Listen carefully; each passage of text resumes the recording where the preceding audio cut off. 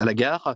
Alors, cette intervention va se dérouler en deux parties, dans le sens où je vais intervenir en premier lieu et ensuite Nathalie Tasse, donc la présidente de l'association Cassieux, prendra la parole à ma place. Alors, premièrement, je vais intervenir un peu de façon théorique. Olivier a dit tout à l'heure que nos langues n'étaient pas reconnues parce qu'elles étaient trop proches du français. Je voudrais que en premier lieu, nous mettions un petit peu, enfin, nous analysions un petit peu cette question, dans le sens où si nous mettons des bâtons dans les roues, enfin, si nous avons des bâtons dans les roues, c'est nous qui nous les mettons. Dans le sens où nous pensons qu'il existe des sortes de langues de première division en France, qui seraient le breton, l'occitan, le corse, le basque, etc., et des langues de deuxième division, qui seraient des langues, qui seraient les langues dites d'oïl. En Europe de l'Ouest, quelle est la langue qui est la plus développée, la langue dite régionale qui est la plus développée? C'est le catalan. Le catalan qui est la langue la plus proche de la langue d'État, qui est l'espagnol. Donc, entre le catalan et l'espagnol, c'est un petit peu comme entre le gallo et le français, ou le picard et le français. Donc, de ce côté-là, il faut vraiment que comment dire, nous cessions de nous flageller en se disant, bon, il n'y a que le breton ou le basque qui mérite comment dire, le nom de langue, et que cette proximité avec le français pourrait être un handicap. Au contraire, je pense que pour nous, c'est un avantage. Je vais expliquer pourquoi ensuite. L'enseignement du gallo, donc moi, alors je ne suis plus directeur maintenant d'une école d'Iwan, parce que je ne travaille que pour le gallo. J'ai été pendant 8 ans directeur d'une école d'Iwan, donc une école tout en breton, et j'ai été 10 ans enseignant autrement, toujours dans l'Iwan, donc dans les écoles par immersion en breton. La première chose, c'est que ces langues, le breton, le basque, le corse, etc., s'enseignent comme des vraies langues. Donc, nos langues à nous, le picard, le normand, le wallon, le gallo, doivent s'enseigner comme des vraies langues et non pas comme des langues qui seraient des éléments d'un patrimoine culturel. Je vais peut-être vous choquer, mais ça veut dire que tout ce qui est folklorique, tout ce qui est conte, entre guillemets, marionnette, théâtre, rigolo, etc., doit être abandonné. Ou alors, ils ne servent que comme éléments pouvant nous permettre d'enseigner ces langues. Je pense à des marionnettes, par exemple, qui pourraient être la marionnette qui parle picard dans une classe, par exemple, dans une classe de pré-petite section. Excusez-moi. Mais notre problématique à nous, c'est que toutes les langues dites d'Oil se sont enfermées dans une sorte de zone de confort qui est le monde des contes, le monde de la rigolade, le monde du folklore, etc. Si nous restons là-dedans, nos langues mourront rapidement ou resteront une sorte d'éléments du passé, quoi. Bon, ce seront des langues muséifiées. Donc, il faut d'ores et déjà que vous, Picard, vous définissiez pourquoi vous voulez enseigner le picard. Est-ce que vous voulez que le picard redevienne une langue de société, une langue sociale en Picardie, c'est-à-dire que, par exemple, je prends un exemple, il y aurait une Picardie où le français et le picard seraient co-officiels, ou alors est-ce que c'est une langue qui est destinée à rappeler le bon temps d'avant, à rappeler que, voilà, en Picardie, c'était comme ça, il y avait des mines, il y avait des champs, il y avait des paysans, etc. Dans cette perspective-là, la langue ne s'enseigne pas de la même façon. Donc, à Classieux, nous avons fait le choix d'enseigner le gallo comme s'enseigne le breton, comme s'enseigne le basque, comme s'enseigne le corse. Donc, pour cela, de créer des néologismes, pour cela, d'avoir une langue de fait standard, tout en respectant les dialectes, hein, bien entendu, hein, mais voilà, il y a en gros une façon de dire compas, une façon de dire je sais pas, rapporteur, etc. Tout le vocabulaire de l'école a été créé et ou existait déjà et a été standardisé. Parce que les enfants viennent dans une école pour apprendre une langue et non pas 50. Donc, c'est la première chose et c'est vraiment une chose très importante, c'est-à-dire que nous gagnerons le cœur de nos concitoyens nous les gagnerons à l'enseignement du picard ou du gallo à partir du moment où nous avons défolklorisé la langue. Je ne dis pas que les contes, le théâtre, les marionnettes, etc., c'est mal. C'est juste que c'est souvent le reflet d'un temps d'avant qui bah, n'a qu'une place, n'a qu'une petite place à avoir dans une salle d'école. Si votre enfant apprend l'espagnol, bon, le prof d'espagnol va pas venir déguisé en torero avec des castagnettes, quoi. Il va enseigner une langue. Bon, bah, le picard, ça doit être enseigné de la même façon. Donc, ça, c'est la première chose. Donc, nous avons vraiment eu, dès le départ, cette obligation, c'est que nous devions vraiment proposer quelque chose qui soit sérieux. Et pour ce faire, nous devions proposer des outils. Donc, des outils qui sont les méthodes par cycle, 15 minutes de galop par jour. Alors, je vais vous en montrer une. Donc, voilà la première méthode. Donc, ça, c'est pour les cycles 3. Il y en a une par cycle, hein, puisque dans bien entendu, les besoins et les cours vont être différents entre les cycles. On n'enseigne pas à des propétites sections comme on enseigne à des CM2. Donc, il faut en gros une méthode par cycle. Ces méthodes, donc Nathalie Stas vous les expliquera ensuite, sont basées sur une chose, c'est que, comme je vous disais, la langue est moderne. Donc, à chaque fois que vous avez, par exemple, des chansons, ce ne sont pas des chansons de bergères ou de choses comme ça, c'est-à-dire d'un monde rural suranné qui n'existe plus et que les élèves ne connaissent pas. Garder la laine, les élèves ne savent pas ce que c'est, quoi.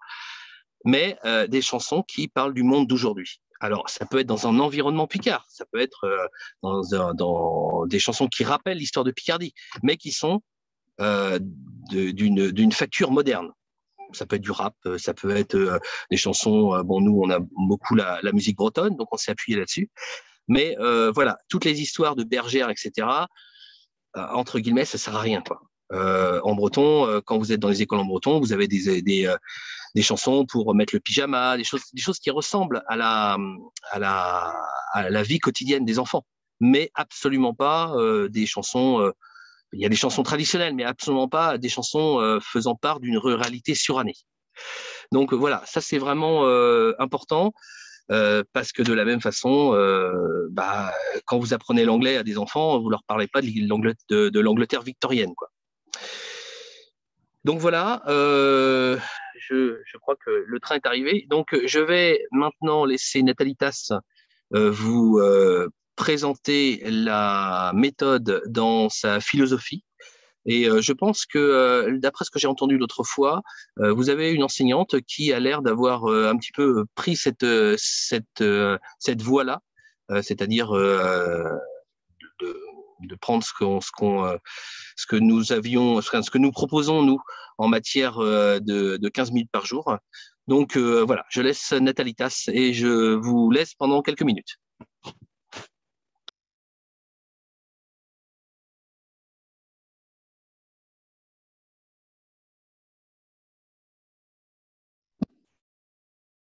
Bonsoir à tous. Alors, je prends le relais. Alors, effectivement, moi, je suis enseignante en cycle 2, CP, CE1. Et je suis également présidente de l'association CASSIE, qui a pour vocation à développer l'enseignement du gallo dans les écoles primaires. Donc, on accompagne par l'accompagnement pédagogique, mais aussi avec des outils, on accompagne les enseignants. On ne fait pas de l'animation en milieu scolaire, comme ça a pu être le cas aussi à un certain moment. Et ça peut être aussi encore le cas dans d'autres structures, dans d'autres écoles. Mais la mission que nous avons et les outils que nous utilisons ont pour vocation à accompagner l'enseignant dans cette démarche de lui-même développer sa compétence linguistique dans sa classe. Donc, ça fait 4 ans que nous enseignons et que nous accompagnons les enseignants dans cette démarche, sachant que ce n'est jamais une démarche qui est imposée aux enseignants. Ce sont des propositions qui sont faites. Donc, nous sommes une association, nous sollicitons les écoles, nous proposons un projet et les enseignants sont toujours libres d'enseigner, de choisir d'enseigner le gallo ou pas dans leurs écoles. Ce n'est jamais quelque chose qui est imposé par un chef d'établissement ou par un inspecteur dans une circonscription. Après, aujourd'hui, dans la réflexion que nous en avons sur le développement, la stratégie de développement, c'est aussi de pouvoir être sur des réseaux d'enseignement d'école, c'est-à-dire plusieurs écoles primaires d'une même zone qui pourraient faire du lien avec les collèges. Donc, on a cette volonté de fédérer des enseignements sur des pôles d'enseignement pour qu'il y ait une continuité. Donc, on a commencé avec un outil, Fabien Lécuyer l'a montré, cycle 2, et on a un outil maintenant, cycle 3, et on travaille à la création d'outils, cycle 1, pour que le parcours d'enseignement que l'on propose, l'accompagnement que l'on propose, ne soit pas restreint à un enseignant dans une école qui va faire de l'enseignement. Moi, j'ai commencé dans ma classe il y a 4 ans. J'étais la seule à l'école où j'enseigne à faire du galop. Évidemment, des enfants qui apprennent le galop, qui découvrent le galop, c'est intéressant sur une classe, mais l'intérêt du parcours, c'est d'avoir une continuité, un cycle 1, cycle 2, cycle 3, cycle 4, sur cet enseignement. Donc, on a eu ce souhait de pouvoir accompagner les équipes, et pas seulement des enseignants qui sont sensibles ou qui connaissent la langue anglaise, accompagner les équipes pour construire un projet d'école, et que le projet d'école, pour qu'il soit pérenne, il faut qu'il soit identifié sur l'établissement et pas sur une personne. Parce qu'on a aujourd'hui une mobilité des enseignants qui fait que c'est plus compliqué à mettre en œuvre. Donc voilà un petit peu pour la philosophie, c'est de pouvoir avoir un outil qui est un outil aujourd'hui qu'on dit clé en main, c'est-à-dire qu'on a, Fabien Lécuyer, en le construisant, a fait en sorte que les enseignants, même très peu familiers de la langue, puissent s'y retrouver, puissent construire leur séquence d'apprentissage. Alors, aujourd'hui, ce sont les premiers outils qui ont été faits, c'est la méthode cycle 2, il y a eu ensuite la méthode cycle 3. Et à cela, eh bien, aujourd'hui, on y met des outils d'enseignement.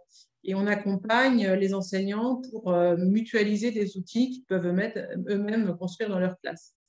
Une méthode, alors, je ne sais pas s'il y a des enseignants ce soir, mais une méthode, quelle qu'elle soit, même les méthodes d'apprentissage de la lecture, on a une première phase où on va s'imprégner et s'approprier la méthode, et puis une seconde phase où on va s'en détacher un petit peu pour créer ses propres outils, les approprier et les adapter à l'enseignement au niveau de classe que l'on va avoir. Donc voilà un petit peu pour la philosophie de la méthode. Et notre souhait aujourd'hui, par rapport à cet enseignement, c'est vraiment qu'on puisse identifier des lieux d'enseignement de la langue galaise en milieu primaire, et que ce ne soit pas le fait d'un simple enseignant, que ce soit des enseignements qui soient de qualité. Donc, on commence à travailler avec l'institution pour mettre en place des formations, puisque même si les méthodes sont clés en main, évidemment que la pérennité et la qualité de l'enseignement dépendra de la formation. Et aujourd'hui, ce sont des formations qui sont portées par le milieu associatif.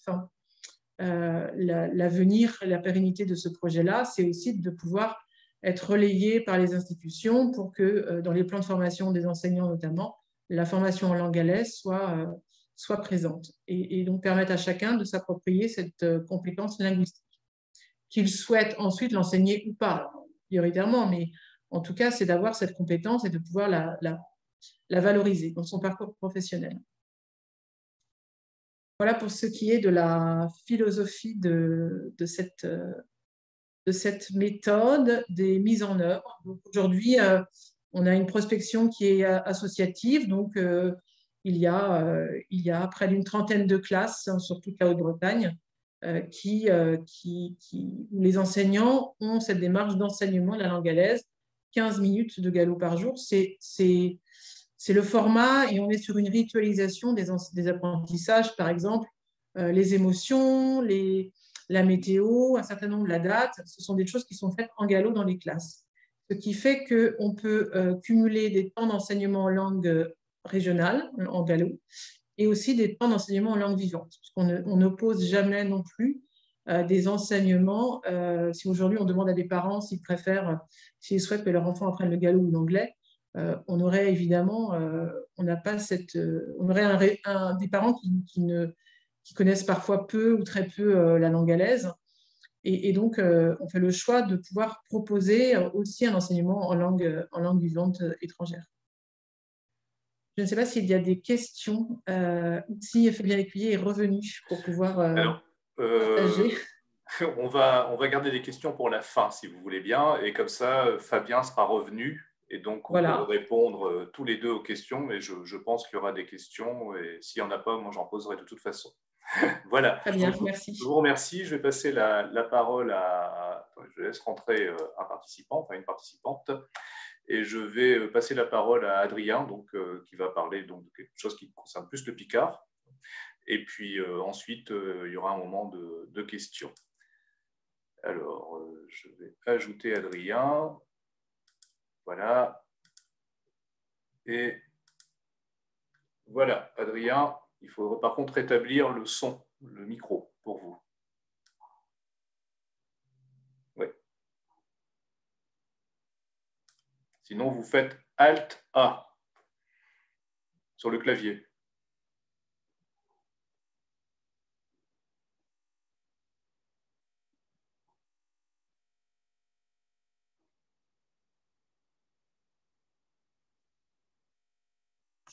Voilà. Voilà, comme ça, tout le monde a bien compris que j'étais un grand habitué de ce système. Bonsoir à terre tous.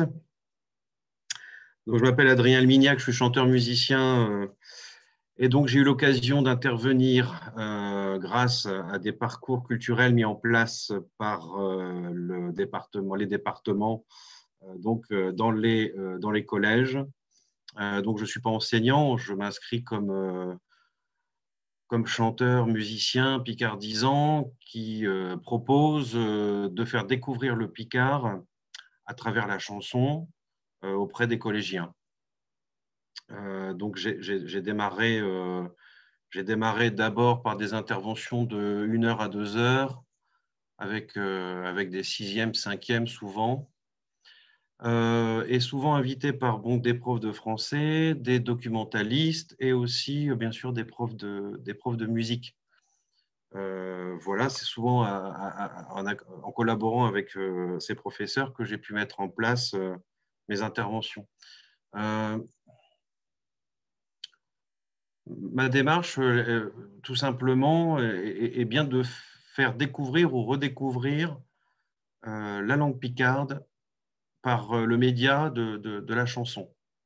Tout simplement parce que je suis déjà chanteur, donc je fais aussi avec ce que je sais faire, avec ce que je connais, et je trouve que c'est une belle manière, en tout cas une manière intéressante, peut-être un peu plus ludique, moins repoussante pour les enfants, pour les jeunes, de découvrir ou redécouvrir leur langue. Voilà, donc dans un premier temps, je m'adresse à eux en français, un petit peu en picard, en français picard, j'amène quelques tchomos, je leur demande de se présenter, de se présenter, dire leur tchonom, leur nom de famille. Je commence à plutôt instaurer un dialogue plutôt amiteux, sympathique avec eux. Voilà, et on aborde tout doucement ce qu'est pour eux la langue picarde. C'est-à-dire, où est-ce qu'elles se parlent, est-ce qu'ils connaissent des mots, est-ce que dans leur entourage ou eux-mêmes connaissent des expressions, et puis s'ils n'en connaissent pas, moi je leur en sors, et puis tout doucement, les élèves vont commencer à se sentir à l'aise et s'exprimer sur l'oncle, la grand-mère, le grand-père, les parents Alors, qu'est-ce qui me sort souvent comme expression? Je ne sais pas, ferme de bouc, tu vas valer un MOOC, sortent des choses assez rigolotes, tout ce qu'ils ont entendu dans les films de Danny Boone. Hein. Je ne sais plus exactement quoi, mais bon. Voilà, ils connaissent quelques mots comme carrette, voiture, caillelle pour la chaise. Ils me sortent quelques mots, quelques expressions. Et puis on continue à parler non seulement de la langue, mais aussi de la culture, c'est-à-dire est-ce que vous connaissez des sports picards, est-ce que des jeux picards, est-ce que vous connaissez des choses qui sont, d'après vous, typiques de la Picardie. Voilà, donc il me sortent aussi des recettes. Alors, celle qui me sort le plus, c'est la ficelle picarde. C'est celle qui sort le plus. Donc voilà, donc on rentre tout de suite sur ce que qu'est-ce qui constitue une culture, une identité. Évidemment, la langue est très présente. Et puis très vite, je leur explique que je vais leur chanter des chansons. Mais ce n'est pas un concert parce que du coup, ils vont devoir écouter et essayer de repérer dans l'oralité d'abord. Il n'y aura pas de texte fourni dans un premier temps. D'abord dans l'oralité, écouter et essayer de comprendre ce qui a été chanté. Donc, je leur présente la chanson, je leur chante la chanson, et puis à la fin, eh bien, on discute sur le vocabulaire qu'ils ont repéré, compris. Voilà. Donc ça, c'était disons une première partie du type d'intervention, c'était la découverte du Picard à travers la chanson. Donc, je leur chante une chanson, ils écoutent, on en discute. Voilà. Si on a le temps, eh ben, on prend. Ce qui est intéressant, c'est qu'ils puissent aussi s'approprier un peu la chanson eux-mêmes. Donc, on peut aussi, si on a le temps le permet, à la fin de chaque chanson, on peut s'amuser à reprendre une partie de la chanson ou chanter le refrain ensemble. C'est intéressant parce que là, ils participent eux-mêmes. Ils utilisent la langue picarde eux-mêmes, même si je suis avec eux, mais voilà, ça permet d'utiliser, de comprendre et donc de s'approprier les mots, la langue. Donc voilà, donc ça c'était une première intervention que je proposais, donc assez simple, hein, c'est sur 1 heure et demie, 2 heures. Je leur chante plusieurs chansons, alors traditionnelles ou plus contemporaines, pour essayer de toucher plusieurs thèmes, plusieurs univers, voilà. Donc voilà. Donc ça c'était le démarrage. Et puis donc dans un second temps, du coup, on a eu l'occasion d'approfondir tout ça. Et j'ai trouvé ça intéressant de pouvoir proposer un approfondissement avec plusieurs ateliers qui vont succéder, en général de 2 heures, pour qu'on aille plus loin que découvrir le Picard à travers leurs chansons, mais qu'eux-mêmes écrivent et composent leur propre texte ou leur propre chanson. Donc ça se décline donc en trois grandes parties, hein. Donc la chanson picarde, la découverte du Picard à travers la chanson, je viens d'en parler. Ce qui est intéressant après, c'est comment se construire du vocabulaire. Parce que pour créer un texte ou une chanson en picard, il faut avoir du vocabulaire. Alors comment ils font les gamins pour se repérer, voilà, pour écrire une chanson, pour écrire un texte, s'ils n'ont pas de vocabulaire. Du coup, il y a un gros travail quand même. Je vais m'appuyer sur un corpus de plusieurs textes de chansons. Comme j'ai expliqué juste avant, bah, évidemment, on va faire une compréhension orale. Ensuite, ils vont découvrir le texte de la chanson écrite. Alors là, il se passe déjà des choses, hein. Quand on passe de la compréhension orale à la compréhension écrite, voilà, il y a déjà une difficulté. Et donc, ils vont essayer de continuer à la chanter, mais en ayant l'écrit sous les yeux, la chanson sous les yeux. On va observer ensemble, bien sûr, comme on va écrire une chanson, on va observer sur ces textes, on va observer 3 choses importantes, hein, pour les techniques d'écriture, c'est-à-dire les vers, comment est composée une chanson, hein, les vers, les rimes, le nombre de pieds. Et on va essayer alors, il faut cadrer les choses parce qu'il faut pouvoir répertorier quand même du vocabulaire pour pouvoir après composer une phrase ou une expression. Donc, ce n'est pas évident. Alors là, c'est pas évident, c'est de proposer un classement, d'aller tirer des mots, d'aller piocher des mots dans les différents textes qu'ils ont découverts et ils vont essayer de les classer par thème. Alors, c'est intéressant parce que du coup, ils sont obligés d'aller repérer les mots, alors voilà, un verbe d'action, tout ce qui correspond au thème de la nature, les animaux, l'alimentaire, les aliments, les habits, les vêtements, voilà. Donc on fait ça. Par chanson, on essaie de déterminer quelques thèmes dans lesquels on va tirer les mots et les classer. Et comme ça, ils vont pouvoir se constituer petit à petit un répertoire classé par thème qu'ils vont pouvoir réutiliser après pour écrire pour composer leurs chansons.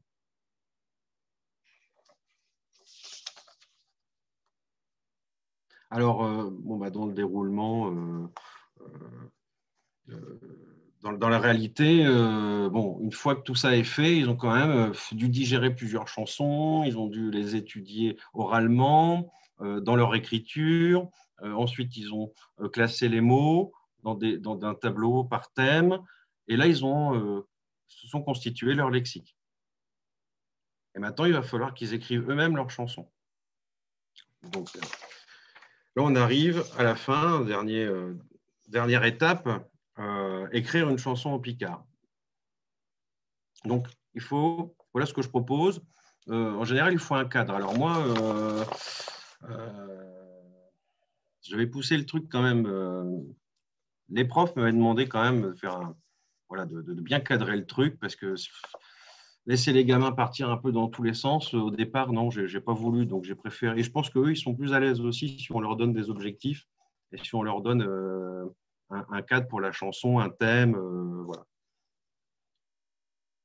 Donc on choisit un thème, on se met d'accord sur un thème, etc., avec la prof. Et ce qui avait bien fonctionné avec les 6e, 5e, j'avais pris le thème d'un conte, le Petit Chaperon Rouge. J'aimais bien ce thème, il m'inspirait beaucoup pour aborder le Picard, les chansons, parce que les gamins connaissent, les profs l'étudient, enfin, les profs, c'est au programme. Alors ça plaît à tout le monde, c'est un conte que les enfants connaissent, donc ils se sentent bien, c'est quelque chose qui leur est familier. Donc j'avais pris ça parce que je dégage 3 grands moments dans ce conte du Chaperon Rouge. Il y a la préparation du panier pour la grand-mère, il y a la traversée du bois du Petit Chaperon Rouge. Donc on a le thème de la rencontre, des animaux, de la forêt, du bois. Avec la préparation du panier, on pouvait y mettre des vêtements, on pouvait y mettre de la nourriture, on pouvait y mettre ce qu'on veut. Et puis, bien sûr, le dernier thème, c'est la grand-mère, en tout cas le loup qui a pris la place de la grand-mère. Et du coup, on est sur les thèmes des parties du corps. Hein, que tu as de grands yeux, que tu as une grande boucle, que tu as de grains de daim. Donc, c'était aussi intéressant. Donc, du coup, en dégageant, rien que sur ce schéma du Chaperon Rouge, on dégageait déjà pas mal de thèmes. Hein. Donc, j'avais dégagé aliments, nourriture, vêtements, pour éventuellement préparer le panier pour la grand-mère. La traversée du bois, donc les arbres, les oiseaux, les animaux en général. Voilà. Et puis, pour le dernier thème, les parties du corps, voilà, donc c'était intéressant. Donc là, ça a bien marché comme canevas, ça c'était pas mal. Et donc, on est parti là-dessus. Alors, on a dit, tiens, on va écrire une chanson où on va écrire ce qu'on met, on va chanter ce qu'on prépare pour la grand-mère, ce qu'on va mettre dans le panier. Donc, ils sont allés piocher dans leur lexique. Ils sont allés dire, on peut mettre des vêtements. Donc, ils avaient un thème vêtements. On peut mettre de la nourriture, on peut mettre des chicons, on peut mettre tout ça. Bon, ils sont allés piocher et puis ils ont donc comment dire, là, je cherche mes mots. L'objectif, c'était que chaque élève, ou par binôme, que chaque élève puisse produire 2 vers qui respectent bien sûr le même nombre de pieds et qui riment ensemble. Voilà. C'était ça. L'objectif, c'était ça. Et donc, si chaque élève construisait ça, ou par binôme, à la fin, on avait une chanson qui respectait le même nombre de vers et puis qui rimait ensemble. Voilà. Donc, en respectant cette technique d'écriture, en allant piocher les mots dans le lexique, on devait pouvoir écrire une phrase pour écrire la chanson. Voilà. Donc là, on avait plutôt des espèces de couplets qui se mettaient bout à bout, et puis ensemble, on définissait un refrain. Voilà. Tout simplement. Alors, pour finir, ça, c'est pour l'écriture. Pour finir, après, bien sûr, il fallait composer une mélodie. à utiliser un instrument de musique. Alors, je ne l'ai pas dit, mais je joue de la guitare, un peu d'ukulélé et de l'accordéon diatonique. Et donc, les gamins, je leur laissais choisir quand même. Je leur dis, bon, on fait un truc à la guitare, on fait un truc à l'accordéon. Voilà. Donc, déjà, ils orientaient sur l'instrument, puis ensuite, sur quel style on va. Voilà. Donc, créer une mélodie, ce n'était pas toujours évident. Donc, je vous avoue qu'au départ, je me suis quand même appuyé sur des airs existants, sur des airs traditionnels. Comme ça, on avait un air et ils pouvaient caler leur chanson. Ça déterminait le nombre de pieds, etc. Ils pouvaient bien caler leur écrit en se basant sur la mélodie. Et j'ai essayé de choisir quand même quelque chose d'assez abordable pour eux, pas trop compliqué. Voilà. Le but, c'est qu'ils prennent du plaisir au final sur plusieurs moments. La découverte orale, ensuite ils chantent avec moi, ils s'approprient oralement, ensuite ils découvrent que finalement à l'écrit c'est un peu plus compliqué, c'est un peu plus difficile pour eux de repérer, de s'approprier les choses, et puis ils finissent par l'écrire eux-mêmes aussi, et puis à chanter ce qu'ils ont composé, ce qu'ils ont écrit ensemble. Donc c'est quand même quelque chose, je pense, qui fait du bien. Qui met dans un bon rapport avec la langue, un bon sentiment. Voilà. Ils ont fait ce travail ensemble, avec un travail donc avec les étapes donc, que je viens d'énumérer. Et puis, alors, ce qui est intéressant, alors moi, ce que j'aime beaucoup, ce qui est important pour moi, quand on a fini ce travail-là, c'est qu'ils puissent restituer leur travail devant d'autres élèves, devant un public. Donc ça, c'est important parce que c'est vraiment l'étape de mise en valeur. C'est la dernière étape, après je vous quitte. C'est le travail de mise en valeur de leur travail. Ça, c'est important. Ça, j'ai remarqué que c'était très important qu'une fois qu'ils ont fait tout ce travail, qu'ils puissent le restituer et qu'ils puissent le faire devant d'autres gens. Donc ça a souvent été possible et c'était même une proposition qui était très, très appréciée par les professeurs. Donc, ils ont mis en place effectivement des moments où les élèves qui avaient écrit leur chanson la chantaient à une autre classe, où les collégiens carrément allaient chanter leur chanson aux écoles primaires d'à côté, enfin, quand c'était possible. Voilà, donc voilà comment je me suis pris pour faire découvrir ou donner aux enfants de s'intéresser un peu plus au Picard et même je dirais carrément d'arrêter d'avoir honte de le parler. C'est-à-dire que je ne peux pas dire que tout se passe normalement. Et que, voilà, je ne suis pas prof. Et donc, je suis un peu hors cadre éducation nationale scolaire. Et j'avoue que c'est important pour moi de les déculpabiliser parce que je sens bien qu'ils ont un peu honte souvent de s'exprimer en picard, un peu, même parfois même honte d'être picard, et que ça, je me permets de leur expliquer quand même un peu, leur dire que de parler picard, d'être picard, d'avoir je sais pas comment, des attitudes, des traits de caractère, voilà. Picard, c'est pas une honte, c'est ce qu'ils sont, c'est leur manière d'être, de penser naturelle, et que tout ça, c'est normal. J'essaie aussi de les réconcilier avec ça, ce qui est pas toujours évident, mais je suis content quand à la fin les élèves viennent me voir en me demandant Monsieur, on fait comment pour devenir un chanteur picard? Voilà, moi, quand il y a des élèves qui viennent me voir, ça me fait du bien. Je me dis que j'ai touché j'ai touché des choses là chez eux. Voilà. Bien. Adrien, vous voulez qu'on passe une vidéo peut-être? On peut finir avec une petite vidéo, on n'a pas le temps aussi. Si, on va le passer très peu, mais on va passer un petit extrait de la captation que vous avez amenée tout à l'heure. Il faut que je partage mon écran. Alors, attendez. J'ai retrouvé une petite vidéo d'un enregistrement avec des collégiens de Chaulnes. Bon. Voilà, il faut juste que je vous remette...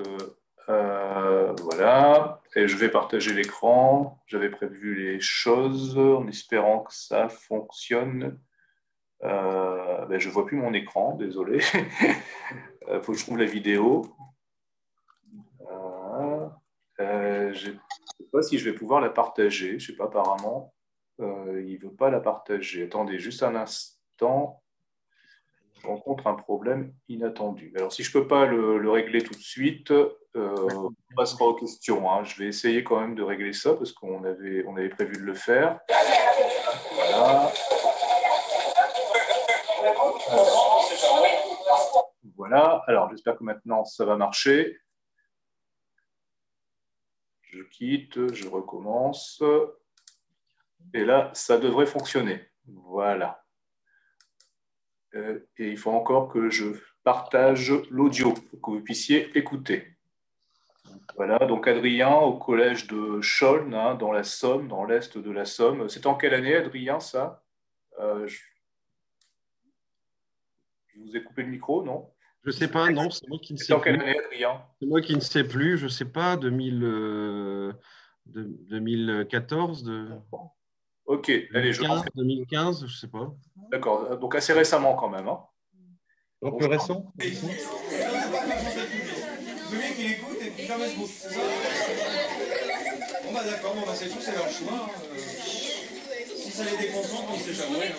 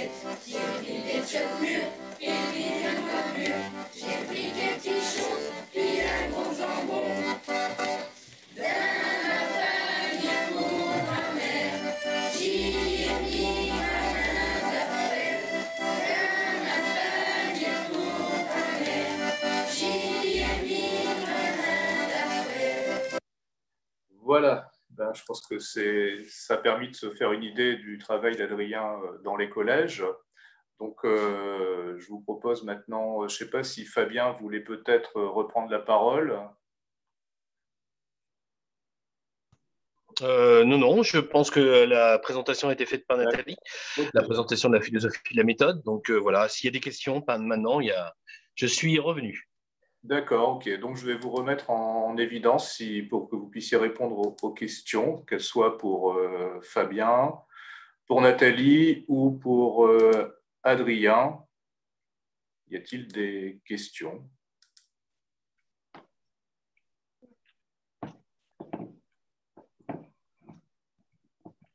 Bon, alors moi j'en ai une pour les Gallo, hein, pour nos amis Gallo, parce que Adrien, je le connais bien.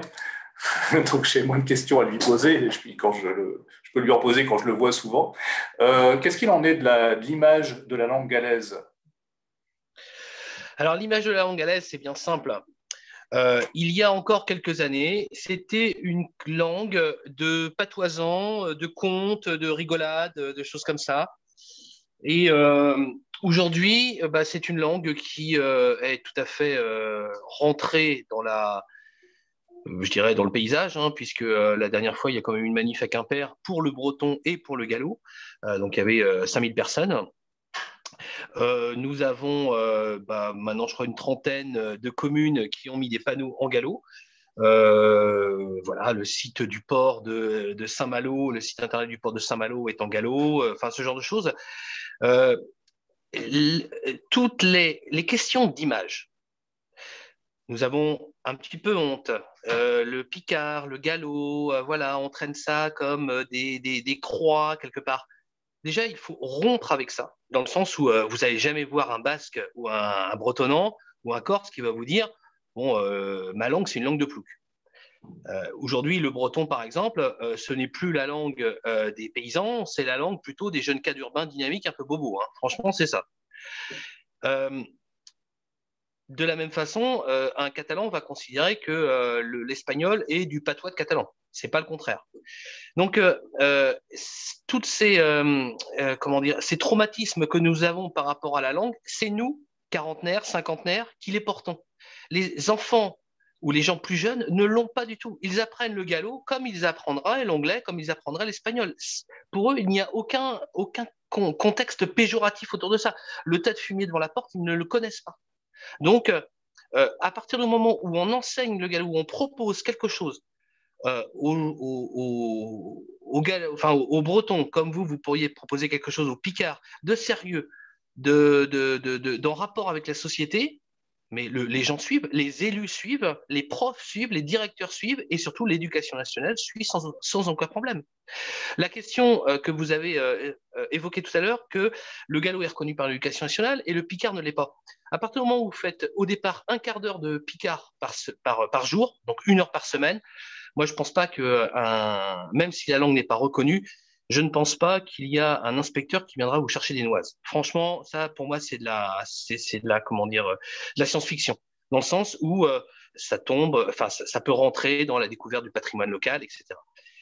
Mais à partir du moment où vous avez des outils bien présentés, comme la méthode qu'on a présentée, des choses sérieuses, moi je suis sûr que l'éducation nationale elle sera heureuse de suivre. Hein.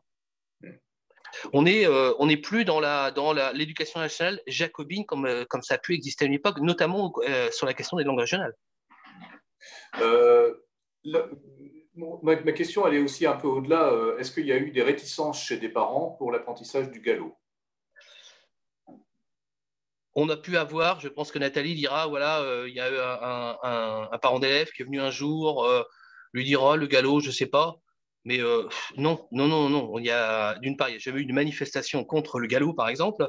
Et d'autre part, non, il n'y a pas de manifestation, il n'y a pas de réticence, dans le sens où il y a déjà chez nous le précédent des écoles bretonnes. Il y en a partout. Hein, c'est 3% des élèves en Bretagne.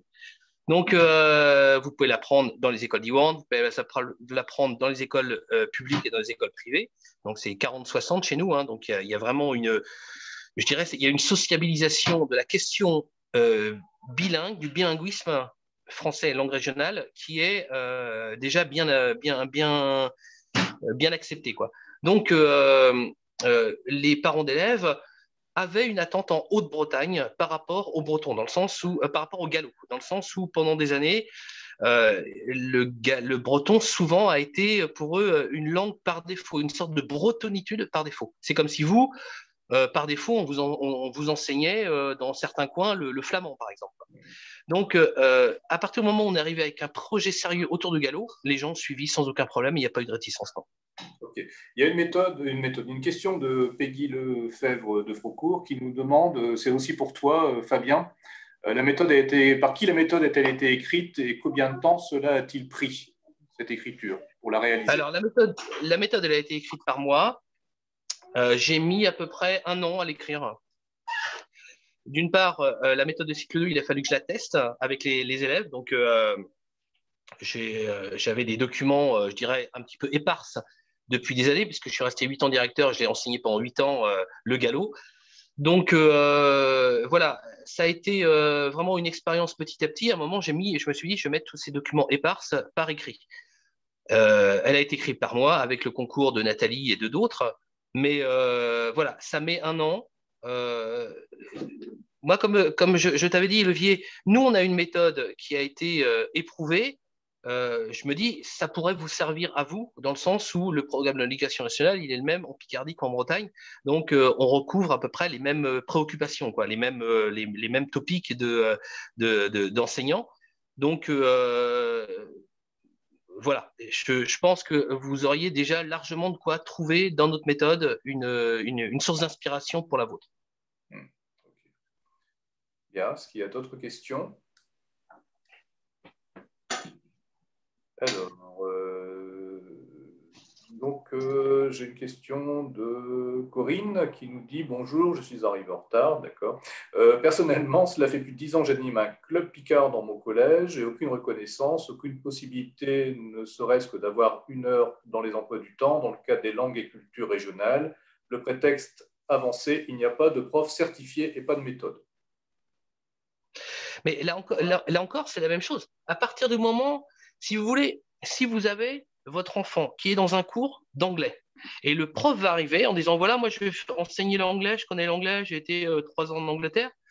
Bon, par contre, j'ai aucun document, j'ai pas de méthode, j'ai pas de livre, voilà, etc. Qu'est-ce que vous allez lui dire? Bon, on va lui dire, bah, moi je préfère aller voir l'allemand, quoi, parce que y a tout de prêt.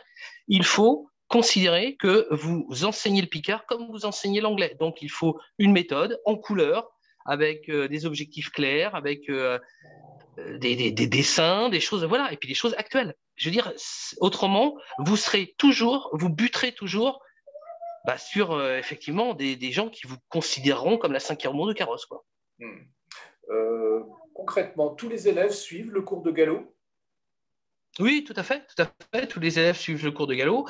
Dans certaines écoles, tous les élèves de l'école suivent le cours de galop.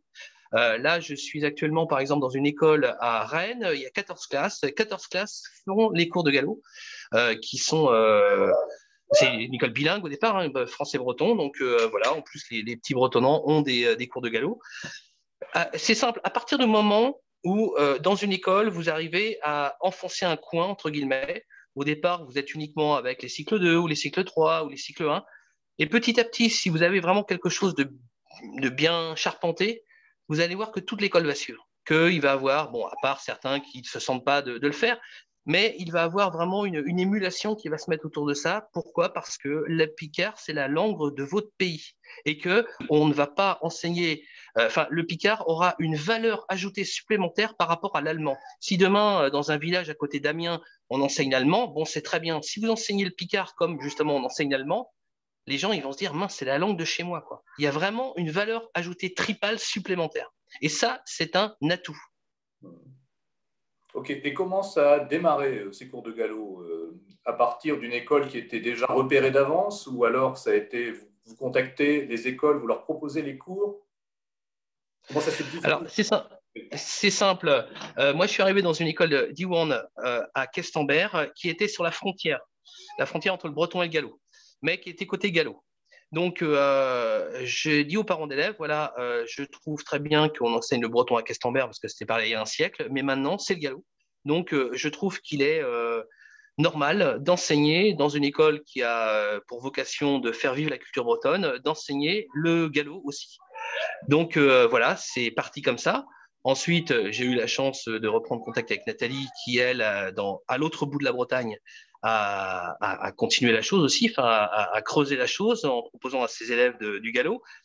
Mais c'est simple, nous, on a une politique simple, c'est-à-dire que nous appelons toutes les écoles. Toutes les écoles, on prend, moi j'ai passé des midis entiers avec mon téléphone en appelant les écoles en disant voilà, nous sommes une association de profs, nous proposons des cours de galop avec une méthode, un accompagnement pédagogique, etc. Et est-ce qu'il y a chez vous quelqu'un qui est intéressé par cette thématique? Alors, bien évidemment, en plus, la sortie de la méthode, on a eu des articles dans les journaux, etc., qui a fait que, bon, il y a des profs qui ont découvert, et même des parents d'élèves qui ont découvert que ça existait. Et maintenant, nous avons, dans certaines écoles, des parents d'élèves qui viennent dans cette école-là. Donc, on peut avoir, chez nous, il y a 40% privé, 60% public. Donc, dans certaines écoles, on peut avoir, dans certaines communes, même petites, on peut avoir 2 écoles. Donc, les gens vont plutôt choisir cette école-là parce qu'il y a du galop. Ok. Et quel est ton rôle, toi, en tant que formateur, qu'animateur de l'association? Alors, mon rôle maintenant, c'est d'écrire le matériel pédagogique, puisque nous avons une excellente employée, une autre employée qui travaille à mi-temps et qui à mi-temps incite toujours, qui va dans les écoles. Mais maintenant, on a un développement assez exponentiel. Donc, moi, j'ai plus le temps, à part à Rennes, là, parce que ça s'est trouvé comme ça, mais je n'ai plus le temps d'aller dans les écoles. Moi, j'écris le matériel pédagogique, je corrige ce que m'envoient les enseignants. Pourquoi? Parce qu'on va avoir des enseignants qui ont quelques notions de galop et qui, selon leur programme, selon le temps de l'année où on est arrivé, ils vont vouloir créer des choses en galop, mais ils ne vont pas avoir les compétences pour. Ils ne vont pas savoir comment on dit telle chose, est-ce qu'ils ne font pas des fautes par rapport à l'écriture. Ils me l'envoient, je les corrige et je le leur envoie. Donc de ce côté-là, à partir du moment où on a créé l'assaut, on s'est dit, il faut vraiment ne pas laisser les enseignants tout seuls. Il faut être tout le temps disponible pour pouvoir venir dans leur classe, les aider, ou alors pour pouvoir corriger, donner notre avis sur ce qu'ils envoient. Parce que l'idée, ce n'est pas que nous, on arrive en disant, voilà, nous savons tout et nous allons vous donner la bonne parole. C'est que les enseignants s'emparent de cette méthode, l'adaptent à leur enseignement, et ensuite, les plus motivés, je dirais, vont se former, vont suivre les stages proposés par l'Institut du Gallo pour pouvoir vraiment enseigner en gallo ensuite. Est-ce que vous... Aujourd'hui, j'avais rendez-vous aujourd'hui avec une personne de l'enseignement bilingue privé. On commence à discuter de classes bilingues en gallo. Donc voilà, mais pour ça, il va falloir des enseignants qui soient vraiment, enfin, voilà, qui soient totalement bilingues en gallo, quoi. Donc, à côté de ça, on travaille avec l'Institut du Gallo pour proposer régulièrement des formations d'une semaine, soit centrées sur les enseignants, donc comment enseigner en gallo, soit centrées uniquement sur la langue. D'accord. Et par rapport à la méthode, est-ce que vous proposez vous-même une formation à la méthode, à cette méthode que tu as mis au point, ou est-ce que ça passe par l'Institut du Gallo? Alors, l'Institut du Gallo, c'est simple. Nous, on se considère comme étant comment dire, le bras enseignant de l'Institut du Gallo. Hein. Donc, on est vraiment très lié à eux. Comme vous auriez par exemple une section enseignement à l'Agence du Picard. Il n'est pas question d'avoir chacun son petit précaré. Pour l'instant, justement, on est très unis. C'est vraiment une richesse. Donc, l'Institut du Gallo met en place des formations. Et nous, on intervient pour des formations donc, soit spécifiques pour les enseignants, je le répète, hein, soit pour le tout public qui vient. Pourquoi? Parce que à partir du moment où vous aurez une place dans les écoles, vous aurez un secteur économique qui se mettra en place. Dans le sens où vous aurez donc des enseignants qui voudront se former au Picard, vous aurez des gens qui voudront avoir des centres de loisirs, une semaine de Picard, une semaine tout en Picard, apprendre, je sais pas moi, à faire du canoë-kayak par exemple pendant l'été. Vous aurez les centres de loisirs du mercredi qui se feront Picard. Vous aurez une petite revue qui va se créer. Les enfants, c'est la base du secteur économique centré autour du Picard.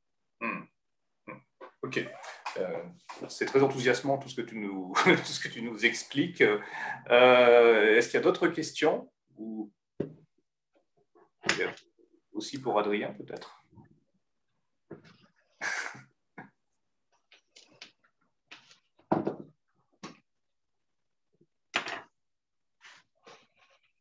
Bon, moi Adrien quand même. Souvent, en France, me fait la réflexion que les enseignants ne s'impliquent pas dans les animations qu'elles proposent. Est-ce que vous avez eu ce sentiment-là également? C'est très partagé. Oui. C'est très partagé. Mais j'ai peut-être eu de la chance parce que la plupart des interventions, j'ai trouvé que les profs étaient plutôt impliqués. Voilà, d'après mes souvenirs. Voilà, non. Sinon, c'est partagé. Il y a toujours eu des profs qui laissent un peu, on prend la main et puis on laisse gérer le truc.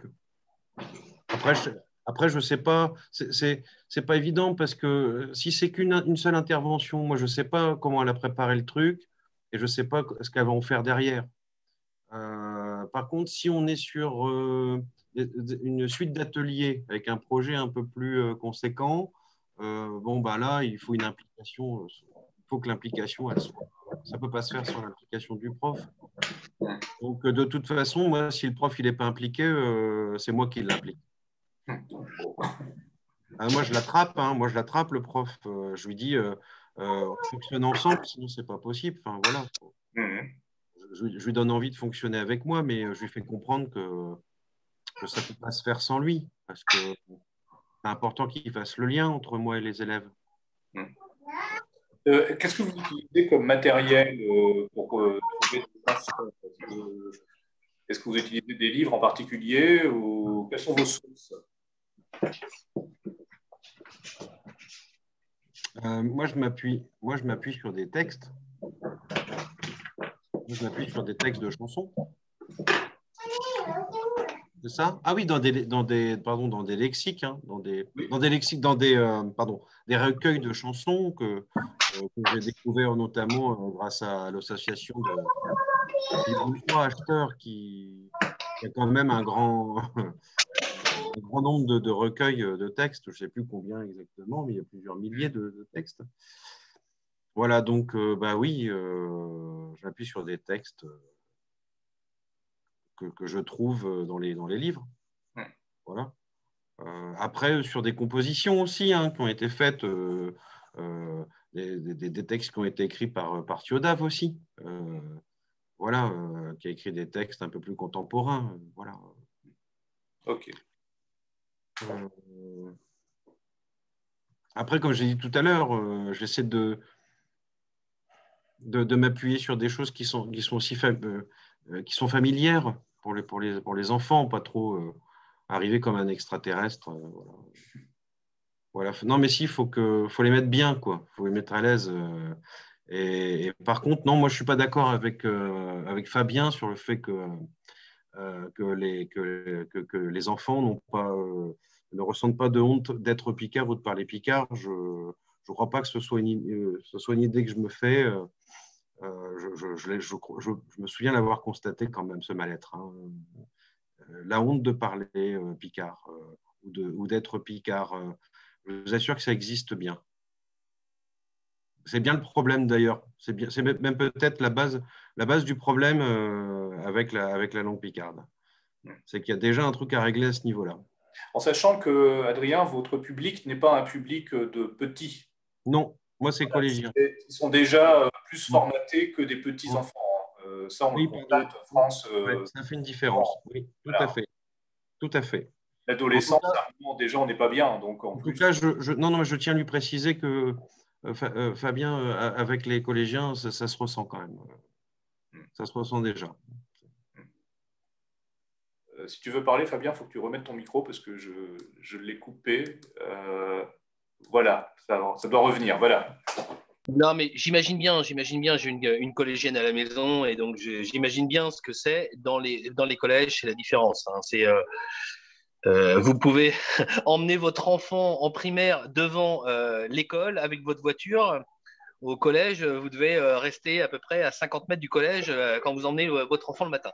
Donc, je comprends parfaitement cette notion, mais c'est vrai que dans les écoles primaires, c'est absolument pas le cas. Les gamins, ils apprennent le gallo comme ils apprendraient le picard, comme ils apprendraient l'allemand ou l'anglais. Hein. C'est absolument pas… Oui, d'accord. Il y a absolument aucun problème de ce côté-là. Donc, voilà, donc c'est ça. Il y a un travail à faire aussi, voilà. De les rassurer là-dessus, sur leur picardité. C'est en eux, il ne faut pas qu'ils en aient honte. Il faut qu'ils prennent ça comme une richesse. Voilà.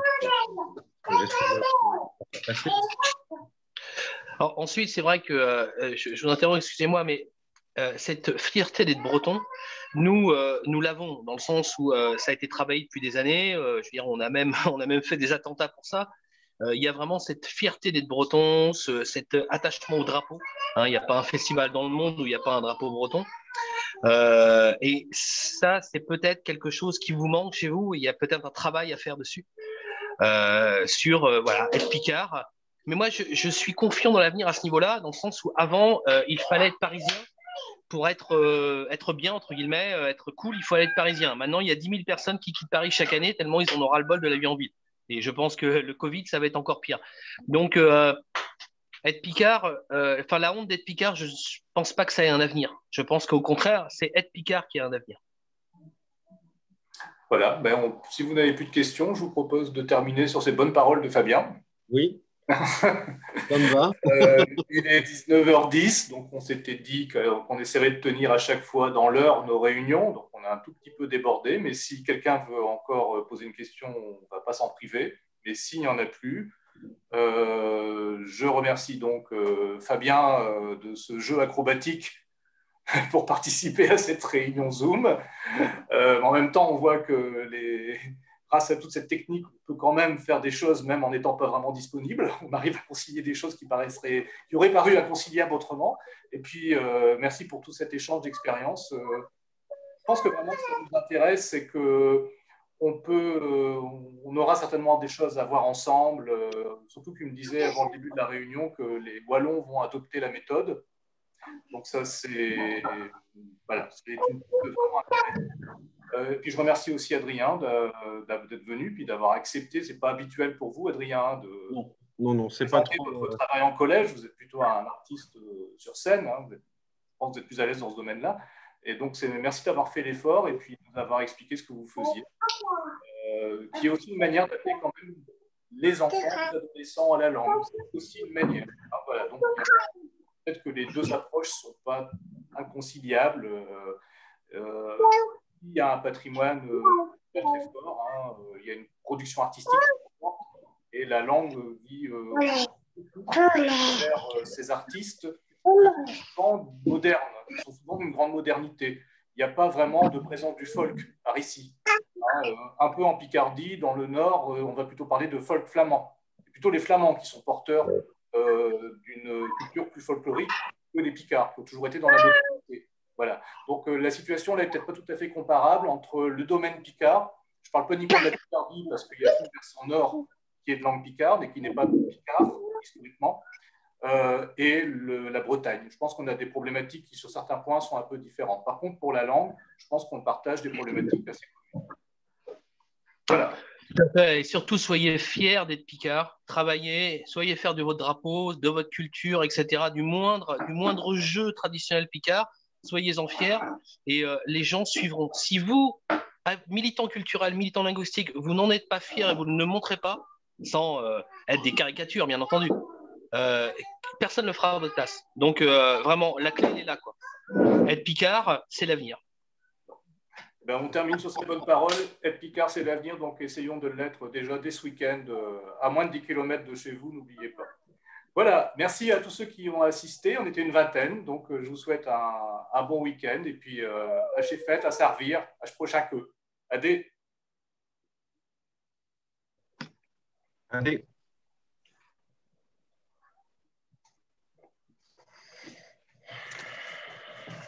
Non, ben voilà.